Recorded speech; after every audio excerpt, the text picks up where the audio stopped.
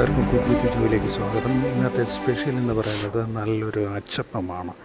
ഈ അച്ചപ്പം ഞാൻ പ്രിപ്പയർ ചെയ്യുന്നതെന്ന് വെച്ചാൽ നമ്മുടെ നല്ല എള്ള്, പിന്നെ അതിൻ്റെ കൂടെ തന്നെ ഏലക്ക പൊടിച്ചതല്ല, ഞാൻ ചെറുതായിട്ട് ചതച്ചതാണ്. പിന്നെ അതിൻ്റെ കൂടെ 1.5 കപ്പ് മാവ്, നമ്മളൊന്ന് അപ്പത്തിനോ ഇടിയപ്പത്തിനോ കണക്കിന് പൊടിച്ചെടുക്കുന്ന മാവാണ് ഇതിൽ യൂസ് ചെയ്യേണ്ടത്. ഞാനിത് ചെറുതായിട്ടാണ് ഞാൻ പ്രിപ്പയർ ചെയ്യുന്നത്. അതുകൊണ്ട് ഒത്തിരി എടുക്കുന്നില്ല, കുറച്ച് മാത്രമേ ഉള്ളൂ. പിന്നെ ഇതിന് കൂടെ ചേരേണ്ടതൊന്ന് ഇച്ചിരി സോഡാപ്പൊടി നമ്മൾ ചേർക്കണം.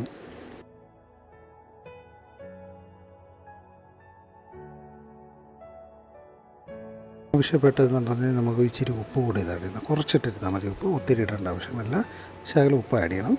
പിന്നെ പഞ്ചസാര ഒന്ന് നന്നായിട്ട് പൊടിച്ചെടുക്കണം, മിക്സിയിലിട്ട് പൊടിച്ചുകൊണ്ട് ഇതിൻ്റെ കൂടെ ആഡ് ചെയ്യാനുള്ളത്.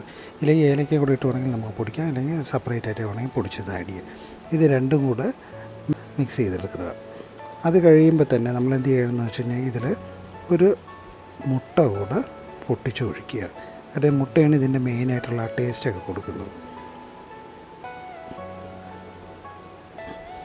ഇപ്പോൾ ഞാൻ ഇതിന് നമ്മൾ തേങ്ങാപ്പാൽ മാക്സിമം നിറയെ പേര് തേങ്ങാപ്പാലാണ് യൂസ് ചെയ്യുന്നത്. ഞാൻ തേങ്ങാപ്പാൽ യൂസ് ചെയ്യുന്നതിന് പകരം കവർ പാലിലാണ്, അതിൻ്റെ ഒരു 1/4 ഗ്ലാസ് കവർ പാൽ മാത്രമാണ് ഇതിൽ യൂസ് ചെയ്യുന്നത്. പാലും യൂസ് ചെയ്ത് നന്നായിട്ട് ഇത് മിക്സ് ചെയ്ത് നല്ലൊരു ദോശമാവിനെ കട്ടി, ഇല്ലെങ്കിൽ അപ്പത്തിന് കണക്കായിട്ടും ദോശമാവിന് ഇടയ്ക്കായിട്ട് കുറച്ച് കട്ടിക്കായിട്ടായിരിക്കും ഞാൻ ഇതൊന്ന് തയ്യാറാക്കിയെടുക്കുന്നത്.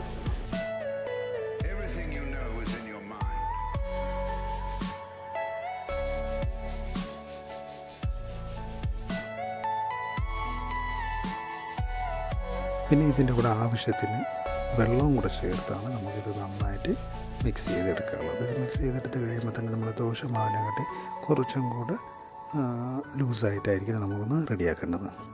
ഇത് ദോശമാവിൻ്റെ ഇതിലാണ് എടുത്തേക്കുന്നത്. അതിനെക്കാട്ടി ഇച്ചിരി ഇതിൽ എള്ള്, പിന്നെ അത് ഏലയ്ക്ക, അതിൻ്റെയൊക്കെ ടേസ്റ്റൊക്കെ വരുമ്പോൾ നല്ലൊരു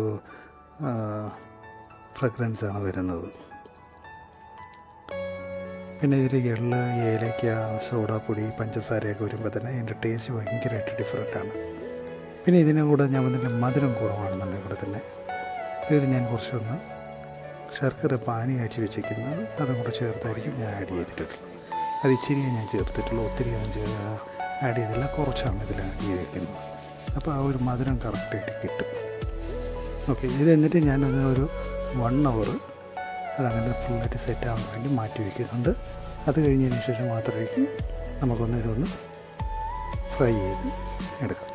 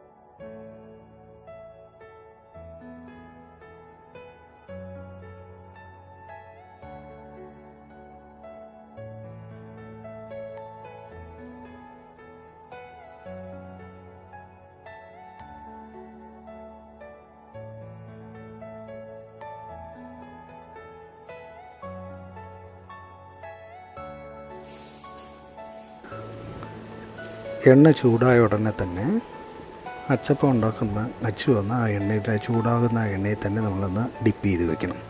എന്ന് വെച്ച് കഴിഞ്ഞാൽ ആ ഒരു അച്ചു വന്ന് നന്നായിട്ട് ചൂടായാൽ മാത്രമേ മാവ് മുക്കി നമുക്കതിലൊന്ന് ഫ്രൈ ചെയ്യാൻ പറ്റത്തുള്ളൂ. അതിനുവേണ്ടി നന്നായിട്ടൊന്ന് ചൂടായതിന് ശേഷം മാത്രമേ അത് യൂസ് ചെയ്യൂ. ഒരിക്കൽ മാത്രമല്ല, ഓരോ സമയത്ത് ഇതുപോലെയാണ് ചെയ്യാറുള്ളത്.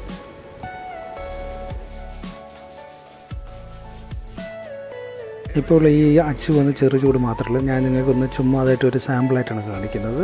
ഞാൻ ഇതൊന്ന് ഡിപ്പ് ചെയ്ത് കഴിയുമ്പോൾ അതിൻ്റെ അച്ചിൻ്റെ കുറച്ച് മാത്രമേ മാവ് ഒന്ന് പിടിക്കത്തുള്ളൂ, ഫുള്ളായിട്ട് പിടിക്കത്തില്ല, കുറച്ച് മാത്രമേ പിടിക്കത്തുള്ളൂ. അപ്പോൾ നമ്മളതൊന്ന് ഫ്രൈ ചെയ്യുമ്പോൾ തന്നെ ആ അച്ചിൽ നിന്ന് ഇളവി വരത്തില്ല മാക്സിമം. ഇപ്പോൾ ഫ്രൈ ആവുന്നുണ്ട്. നമ്മൾ ജസ്റ്റ് ഒന്ന് ചെറുതായിട്ട് ഫ്രൈ ചെയ്യുമ്പോൾ തന്നെ നമ്മളൊന്ന് ഷേക്ക് ചെയ്യുമ്പോൾ തന്നെ അതിൽ നിന്ന് മാവ് അച്ചപ്പത്തിൻ്റെ ആ ഒരു അച്ചിൽ നിന്ന് തന്നെ അച്ചപ്പത്തിൻ്റെ മാവ് വന്ന് അതിൽ നിന്ന് വിട്ടു പോകാനാണ് സാധ്യത ഉള്ളത്. പക്ഷേ നമ്മുടെ അച്ച് ചൂടില്ലാതെ നമ്മൾ ഇതേപോലെ ചെയ്യുമ്പോൾ ഫ്രൈ ചെയ്യുമ്പോൾ വരത്തില്ല. അതുകൊണ്ടൊരു കാര്യം ചെയ്യാം, നമുക്ക് നല്ല ചൂടോടെ തന്നെ അടുത്തൊന്ന് ചെയ്യാം. വേണ്ട, ഇപ്പോൾ ഒന്ന് ഞാൻ അതിന് വേണ്ടി അതിനെ സപ്പോർട്ട് ചെയ്യാൻ വേണ്ടി വേറെ എന്തെങ്കിലും വിഷയത്തിനെ റിമൂവ് ചെയ്ത് കൊടുത്താൽ മാത്രമേ അത് ശരിയാവത്തുള്ളൂ. അപ്പോൾ ഞാൻ ഇതൊന്ന് ഇനി നെക്സ്റ്റ് ടൈം ഒന്ന് ഇത് കഴിഞ്ഞ ഉടനെ തന്നെ നെക്സ്റ്റ് ടൈം ഞാൻ ഫുള്ളായിട്ട് ഡിപ്പ് ചെയ്തിട്ടേക്കും. അത് കഴിഞ്ഞ് നല്ല ചൂടാവുന്നതിന് ശേഷം മാത്രമായിരിക്കും മാവ് ഒന്ന് ഫുള്ളായിട്ടൊന്ന് അതിനൊന്ന് ഫുള്ളായിട്ട് നമ്മളൊന്ന് മുക്കാൻ പാടില്ല. എന്ന് വെച്ച് കഴിഞ്ഞാൽ അതിന് ചെറുതായിട്ട്, എന്ന് വെച്ച് കഴിഞ്ഞാൽ അതിൻ്റെ ആ അച്ചിൻ്റെ ഒരു ഹാഫായിട്ട് മാത്രമേ എടുക്കാവൂ. ഇനി വരുന്നതെല്ലാം നല്ല രീതിയിലായിരിക്കും വരുന്നത്.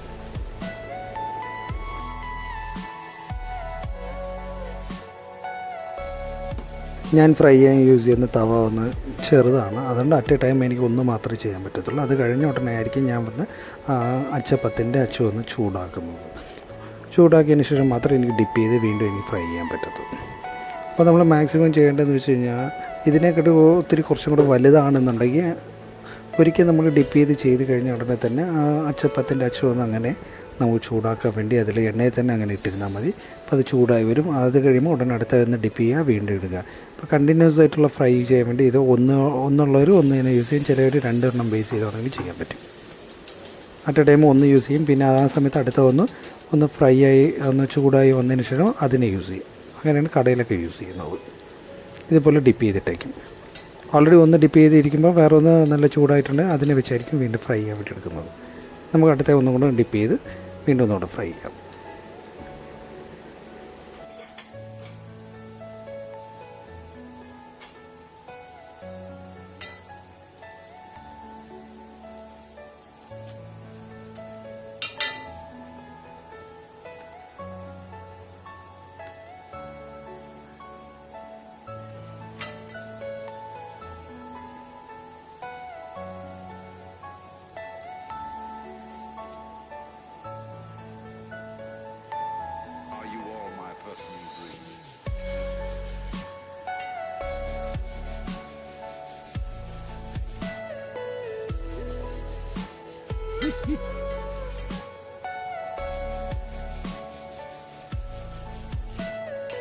Everything you know is in your mind.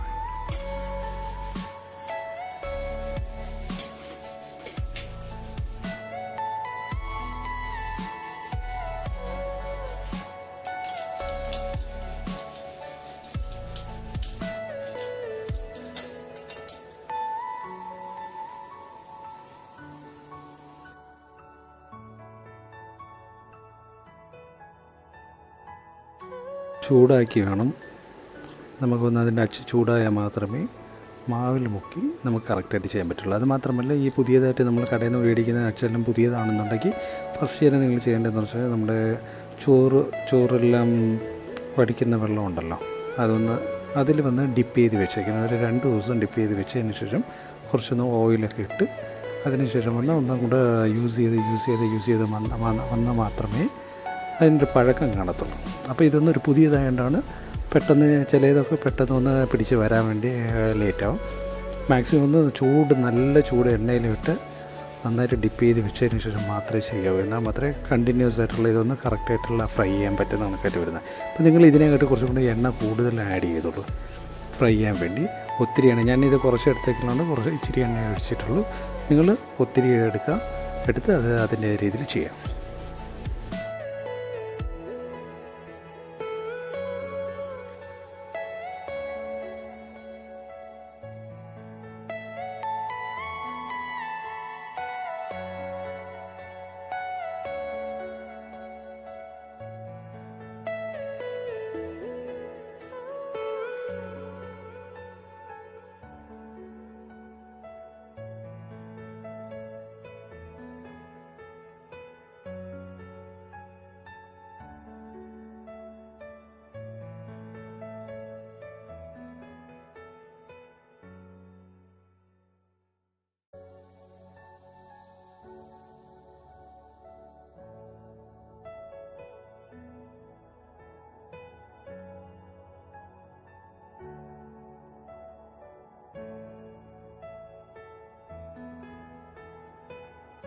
ഇത് കൊച്ചു കുട്ടികൾ മുതൽ മുതിർന്നവർക്ക് വരെ ഒത്തിരി ഇഷ്ടപ്പെട്ട ഒരു പലഹാരമാണ് അച്ചപ്പം. ഇപ്പോൾ ഞാൻ ബാലൻസ് വന്നിരിക്കുന്ന ഇച്ചിരി മാവുണ്ട്, എന്നാൽ അതിന് ഞാൻ ഒന്ന് സെപ്പറേറ്റ് ആയിട്ട് തന്നെ എനിക്ക് ബാലൻസ് വന്നിരിക്കുന്ന മാവിൽ തന്നെ ഞാൻ ബ്രെഡ് എൻ്റെ കയ്യിലുണ്ട്. അപ്പോൾ ഞാൻ ബ്രെഡ് വെച്ച് തന്നെ ഒരു ചെറിയൊരു സ്നാക്സ് കൊണ്ട് ചെയ്യുന്നത്. ഇതും കുട്ടികൾക്ക് നല്ലതായിട്ട് ഇഷ്ടമാണ്. ഈവനിങ് ഒക്കെ ആണെന്നുണ്ടെങ്കിൽ കൂടെ തന്നെ നിങ്ങൾ ഇതുപോലെ തന്നെ ഫ്രൈ ചെയ്ത് വെച്ചിരുന്നാൽ മതി. ഏതെങ്കിലും ഒരു ബോക്സിൽ ഒന്ന് റെഡിയാക്കി വെച്ചിരുന്നാൽ കൂടെ ഈവനിങ് കുട്ടികൾക്കെല്ലാം അത് ഇഷ്ടപ്പെടുന്ന തരത്തിലുള്ള രീതിയിൽ നമ്മൾ ഫ്രൈ ചെയ്ത് വെച്ചിരുന്നാൽ അവരൊന്ന് ടീ കുടിക്കുന്ന സമയത്തായാലും കൂടെ തന്നെ അത് നല്ല രീതിയിൽ സന്തോഷത്തോടെ കഴിക്കുന്നത്. നിങ്ങളിതുപോലെ തന്നെ എല്ലാവരും വീട്ടിൽ നിന്ന് ട്രൈ ചെയ്യുക. ഓക്കെ, കൊച്ചു കുട്ടികൾക്ക് ഇതുപോലെ തന്നെ ബ്രെഡിലെല്ലാം ഫ്രൈ ചെയ്ത് കൊടുത്തിന് അവരൊത്തിരി ഇഷ്ടപ്പെടും. അപ്പോൾ അതനുസരിച്ച് നിങ്ങളൊന്ന് പ്രിപ്പയർ ചെയ്യുക. എല്ലാവർക്കും എൻ്റെ ചാനൽ ഇഷ്ടപ്പെട്ട് കാണുമെന്ന് ഞാൻ കരുതുന്നു. എല്ലാവരും ലൈക്ക് ചെയ്യുക, സബ്സ്ക്രൈബ് ചെയ്യുക, പിന്നെ ബെല്ലൈക്കോൺ ക്ലിക്ക് ചെയ്യാൻ ആരും മറക്കരുത്.